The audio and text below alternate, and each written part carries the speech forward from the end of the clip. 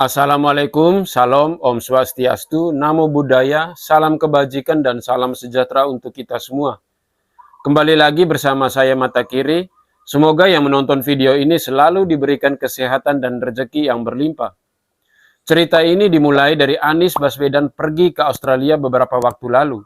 Di sana Anies ketemu dengan Menteri Luar Negeri Australia.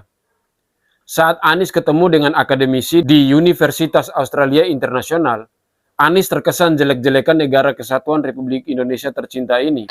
Saat itu Anies bercerita tentang kinerja pemerintah pusat dalam menangani pandemi COVID-19.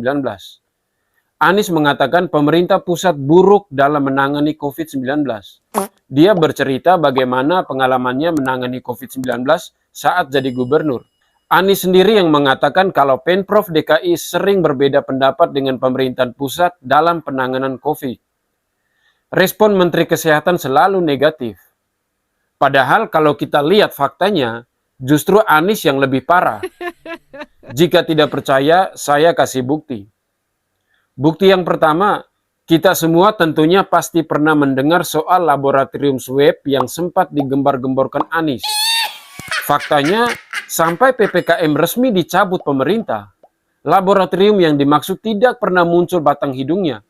Kalau hambalang, setidaknya bisa nampak bangunannya, meskipun mangkrak. Tapi laboratorium itu malah tidak kelihatan apapun. Bentuknya bagaimana, tidak ada yang tahu. Makanya jangan heran kalau netizen mengatakan itu adalah laboratorium gaib. Ini adalah contoh bagus dari kerja senyap dan anggaran lenyap entah kemana. Kerja senyap tahu-tahu hilang begitu saja. Jadi bagi kalian yang mau menyalahkan Anies, saya sarankan lebih baik tidak usah. Anies memang jarang kerja selama jadi gubernur. Jadi apa yang mau diharapkan dari dia? Ibarat harapin orang yang tukang tidur untuk kerja keras. Lalu fakta yang kedua, ini tentang penanganan COVID di era Anies Baswedan. Anies pernah meminta pemerintah pusat agar mengambil alih koordinasi penanganan COVID di wilayah Jabodetabek.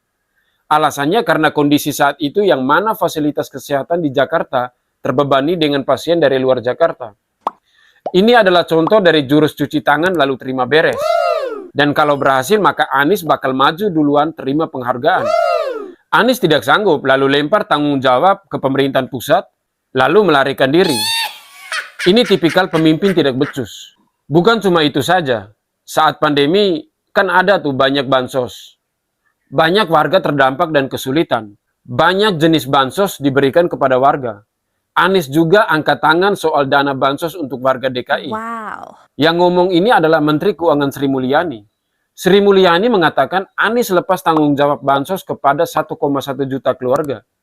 Anies nyerah dan minta pemerintah pusat ambil alih. Alasannya karena tidak ada anggaran. Rencana awalnya 1,1 juta keluarga adalah tanggung jawab Pemprov DKI dan sisanya 3,6 juta itu urusan pemerintahan pusat. Tapi semuanya diminta di-cover oleh pemerintah pusat. Dan Anies pun lari. Ngakunya tidak ada anggaran buat bansos. Tapi ada duit buat bangun stadion JIS. Dananya dipakai dari dana pemulihan ekonomi nasional atau PEN. Memang dana itu buat pembangunan. Tapi kalau bicara soal prioritas, harusnya uang triliunan itu bisa dialihkan untuk bansos atau kepentingan masyarakat yang kesulitan. Katanya mau nyalon demi kesejahteraan seluruh rakyat Indonesia. Tapi nyatanya kesejahteraan dalam tanda kutip rakyat Jakarta saja tidak sanggup. Lalu entah kebetulan atau tidak, Presiden Jokowi juga baru-baru ini bicara soal COVID. Jokowi hadir di acara penghargaan penanganan COVID. Jokowi mengatakan Indonesia termasuk negara yang terbaik dalam mengatasi COVID. Ini bukan sekedar klaim sepihak atau cocok logi dari bacotan tanpa logika. Memang faktanya pujian itu datang langsung dari luar negeri. Wow. Pada bulan Juni 2022, Dirjen WHO mengatakan penanganan COVID di Indonesia termasuk yang terbaik. Wow. Dan cakupan vaksinasi juga masuk yang terbaik. Yang kedua datangnya dari Universitas Johns Hopkins, yang juga mengatakan bahwa penanganan COVID di Indonesia adalah salah satu yang the best. Wow. Ini universitas berkualitas dunia, bukan universitas kaleng-kaleng. Jokowi seperti ingin menampar Anies yang menjelek-jelekan orang lain di depan orang asing. Anies bukan cuma pintar ngibul demi mau jadi gubernur, tapi juga pintar menjelek-jelekan orang lain demi kelihatan pintar. Ada baiknya Anies nyalon jadi Perdana Menteri Australia deh. Kan katanya jago bahasa Inggris tuh. Nyalon aja di sana. Tidak usah balik lagi ke Indonesia. Australia pasti bangga dan bakal jadi negara super maju melewati Amerika di tangan Anies. Itu pun kalau warga Australia mau. Akhir kata, saya Mata Kiri pamit undur diri. Salam hormat, salam NKRI, harga mati. Wassalam.